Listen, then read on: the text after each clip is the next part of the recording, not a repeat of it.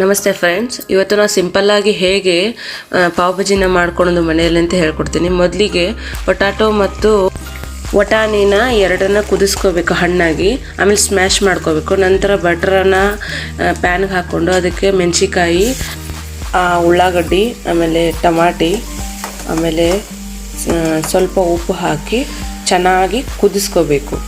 ಕುದಿಸ್ಕೊಂಡ ನಂತರ ಅದಕ್ಕೆ ಸ್ವಲ್ಪ ಖಾರ ಹಾಕಬೇಕು. ಖಾರ, ಆಮೇಲೆ ಬೆಳ್ಳುಳ್ಳಿ ಪೇಸ್ಟು, ನಂತರ ಸ್ವಲ್ಪ ಅರಿಶಿನ ಹಾಕಿ ಚೆನ್ನಾಗಿ ಕುದಿಸಿ ಪಾವ್ ಬಜಿ ಮಸಾಲಾನ, ಎವರೆಸ್ಟ್ ಪಾವ್ ಬಜಿ ಮಸಾಲಾನ ಹಾಕಿ, ಆಮೇಲೆ ಕುದಿಸಿ ಇಟ್ಕೊಂಡಿರುವಂತಹ ಪೊಟ್ಯಾಟೊ ಮತ್ತು ಬಟಾಣಿ ಸ್ಮ್ಯಾಶ್ ಇದೆ ಅಲ್ವಾ, ಅದನ್ನು ಹಾಕಿ ಚೆನ್ನಾಗಿ ಕುದಿಸಿ.